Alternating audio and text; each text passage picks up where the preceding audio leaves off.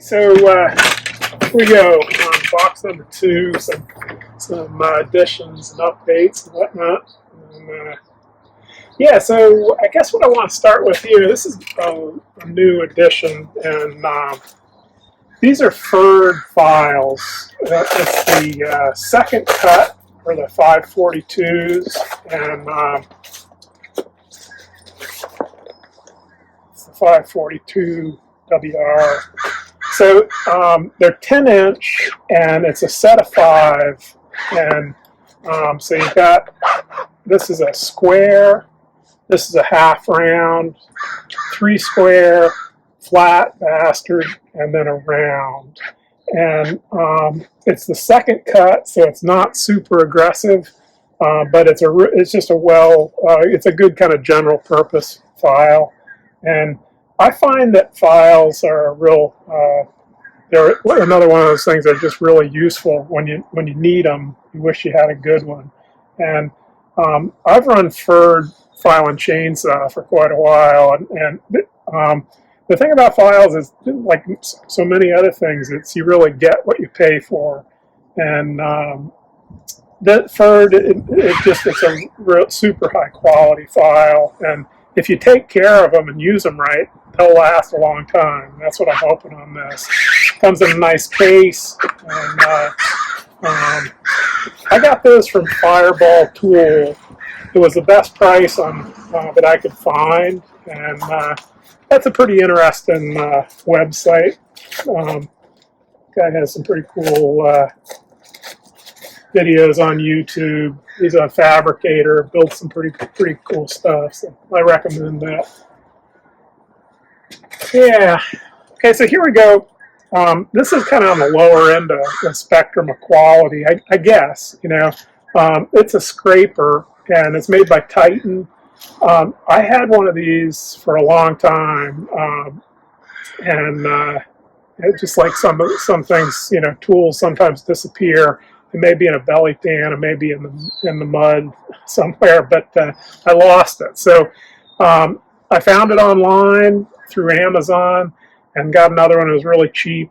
I really recommend it. A scraper is a good tool to have, and this one's well built. It's super heavy duty, and it has the actual blade itself goes through the handle and has a pounding cap on one end, so you can beat on it and not tear it up. So it didn't cost much, and the other one lasted a long time until I lost it, and I recommend it. It's a real good one. Yeah, so then moving down through, this is a fairly recent addition, and I got, this is the SAE set, their Gearwrench, the long arm 0 offset ratchet. And this is one of those things where I don't use it all that much, but as I'm sure many guys will, you know, agree with me, when you gotta have a certain tool, it's really nice to have the right one. And being 0 offset, the ratchet is straight, you know, like it says, there's no offset there. And then on just the basic combination wrench, it's 0 offset on one side, and then you have a kind of an extension lip on the lower side, so you can reach down if you know you got a nut or a bolt that's recessed and then cut out. And these are not high torque, as you can see. They're they're fairly thin, which will give you, you know, gives you good access in those difficult spots. It's not, but it's at the same time, it's not made for real high torque applications. But, I've used several of these several times already, and they're kind of a lifesaver. So I really like them. And these clips are a good, you know, good way to store them. I find they're super heavy duty. They just keep it organized, and if you're not sure what you need, you can just take the whole thing and they stick together. So. Yeah, and then I also got the metric. I actually use more metric than standard these days. So this one I think is, I don't know how many there are. I've got 6 and 10, 14, 17 of them altogether. and it runs from 8mm clear up to 25. There are a few skips, and they have the standard skips that with the SAE covers. But again, they're the zero offset, and I mean, I've really been happy with the quality of Gearwrench. I've never had a failure with them with the ratchet, and I like how they're made. They're reasonably priced, and I can't speak to their warranty because I've never had to use it, but it sounds like from what other guys are saying, they do stand behind them pretty well too. So anyhow, I recommend these. Yeah, it's a standard metric on those. And, yeah, so I guess that's it for in here for new. Oh no, one other thing, kind of little stuff, but as I mentioned it all. Yeah, this is a snap-on 1 3/8 12-point flare style crow's foot. I've got a couple of these. I guess well, just one other of them. I think it was in 7/8, and I got this specifically for a hydraulic fitting on the buncher, and I'm going to be getting some more because it just works so slick. You know, again, it's not super heavy duty, but a lot of the fittings that I'm looking at are ORS. So as long as they're torqued correctly, they're not, you don't need a whole lot of force to break them out. But the beauty of this is that it will reach around, the ferrule or the tube of the hydraulic fitting, so you can get in there. The ones that I was working on were bent tube 90, so you can get in there, get down on it, and step it out with an extension and get good force on it. And it really saved me on that. As many of us know, I mean, removing hydraulic lines can be actually the worst part of a project in my estimation. So I'll probably be getting some more of these. This one here is a 5P 335 snap-on, and I got it off of eBay at a pretty reasonable price. I recommend it.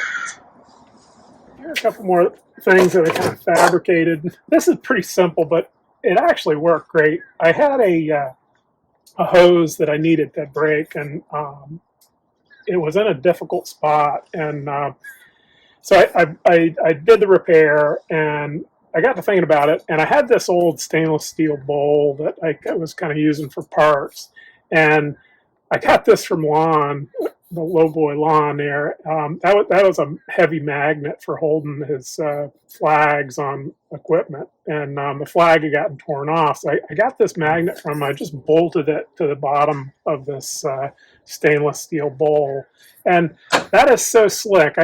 So what I use it for, it works great for parts. It's not magnetic, but it sticks well on anything.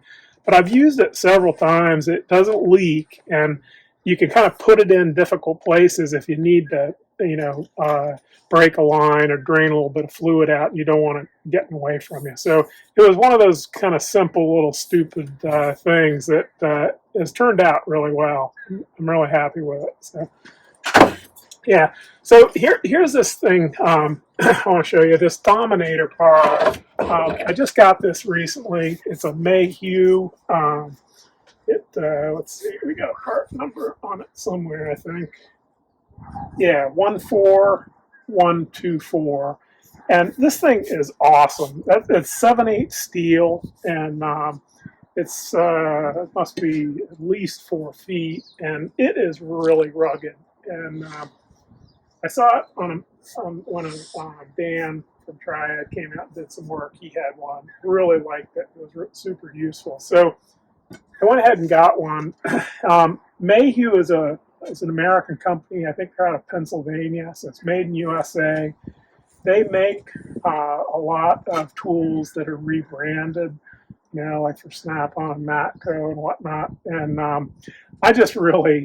I like it. It's big and it's bad. And went ahead and got it. I like supporting the original manufacturer, especially when they're making stuff in the USA.